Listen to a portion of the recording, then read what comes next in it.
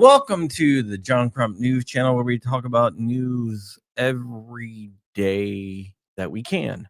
And today we're going to be talking about a new challenge to the NFA out of Texas. And I want to give a big shout out to John Jensen, who's the named plaintiff in the case, who is also watching the show sometimes. So thank you for doing what you're doing. Let's get into it.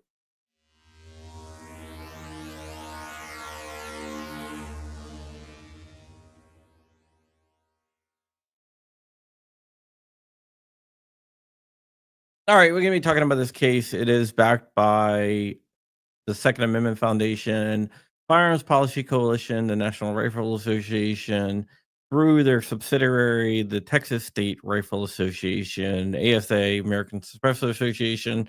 It is being argued by the fine people over at Cooper and Kirk, and it is challenging the constitutionality of the NFA. It was filed in the U.S. District Court for the Northern District of Texas, the Amarillo division, and it is challenging the constitutionality of the NFA. And they have good reasons to sue. It's just like the other cases where they're stating that the tax, the $200 tax, was the purpose of the registration, and without that $200 tax, that um, that the registration is unconstitutional. And they have good reason to believe that. And we're going to get into that in a second. But first, let's go ahead and talk about John Jensen.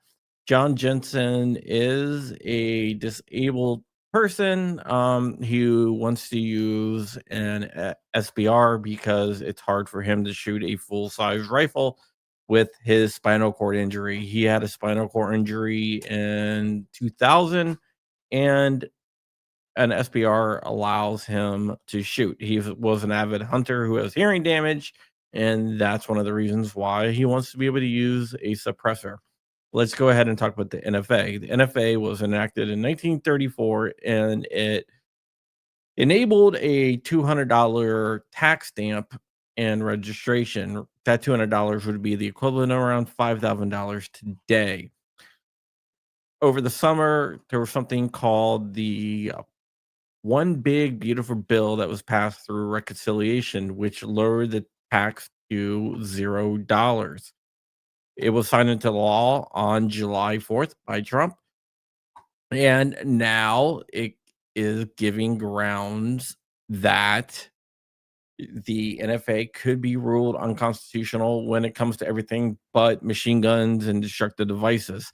The reason why there's a carve out for machine guns and destructive devices is because there's still a $200 tax stamp on that. But without the tax stamp, the NFA might fall short of constitutionality under Article 1 of the US Constitution. You might be asking, why do I believe that it might be unconstitutional? And there is a case that was from 1937 that dealt with the whole entire NFA being a tax thing. And that case was, I'm trying to remember what the name of it was. Whatever. Uh Cannot remember what the name was, but there was a case from there, and I don't have my notes. But there was a case from 1937. Oh, Svenvinsky versus the United States that challenged NFA, and the courts ruled that NFA is a tax measure.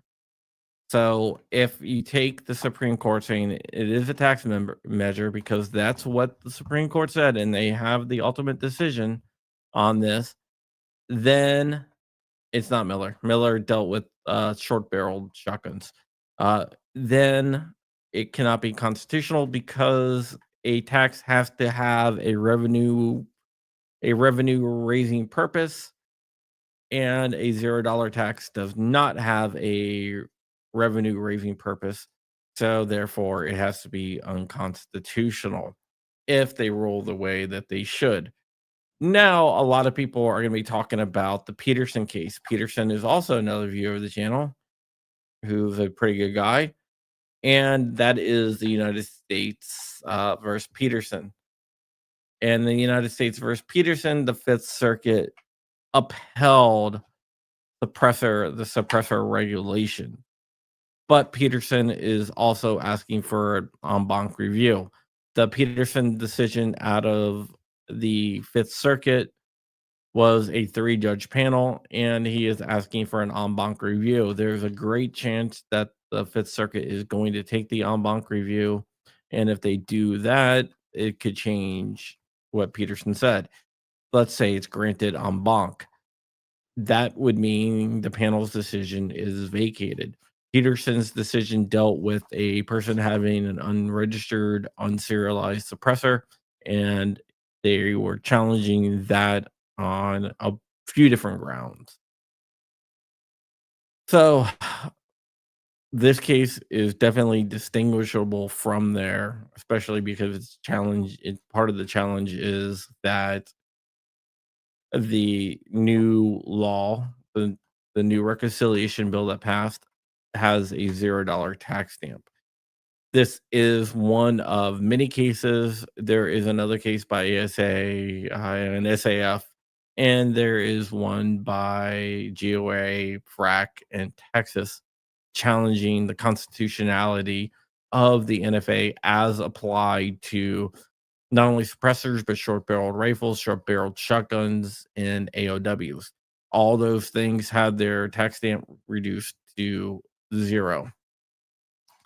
So we are going to have to see what happens here, but I think we do have a good shot of at least one of these lawsuits defanging the NFA.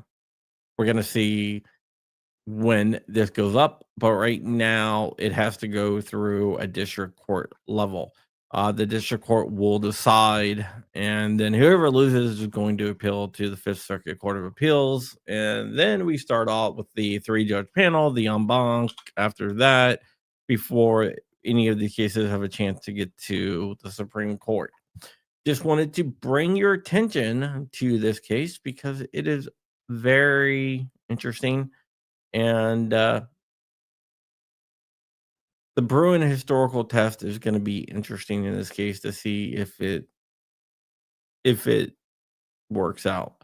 The Bruin historical test says history and tradition in plain text. Basically, you look at the plain text of the Second Amendment and you apply it to the conduct at hand. Uh, Jensen and the other people, they're all members of the people. Therefore, they're covered by the Second Amendment and SBRs, SBSs, and suppressors are in common use. So, therefore, it should be A-okay. But we'll have to see.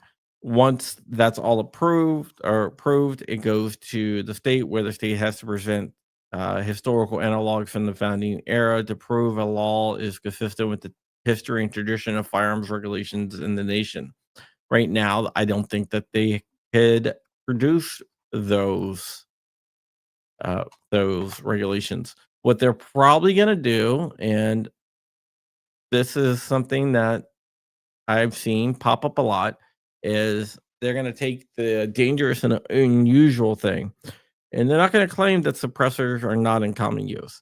What they're gonna do is say the Constitution only protects firearms in common use, but that doesn't necessarily mean it protects all firearms in common use. I've seen this pop up in a few different cases around the country within the last year, and I think we're going to be seeing this a lot more because the Bruin test, most of these gun laws just plain out fail.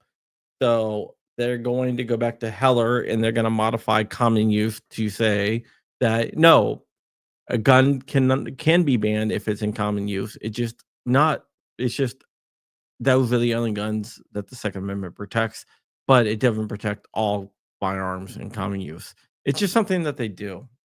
Very, very interesting. But I will be watching this case to see exactly what happens in it, and hopefully we will have an update within the next few months. I don't think we're going to see anything anytime soon, especially with the shutdown.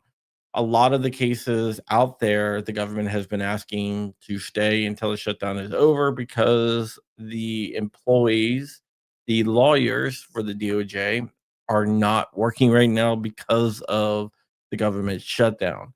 So that's going to delay this case, and that's going to delay a lot of cases. We're still going to get decisions on things that's already been argued, but as for cases, we might have a little pause. So there might be a little slow period coming up here, which I could definitely use, but there's always going to be breaking news. So I will bring that to you every chance I can get.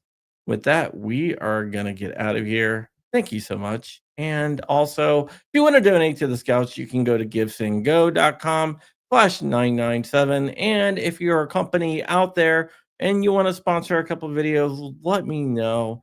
100% of the proceeds will go to the Scouts for every video that I represent a company for. All right, guys, that's it. And I will see you guys later. Have a good day and stay safe and have a good weekend. Happy Columbus.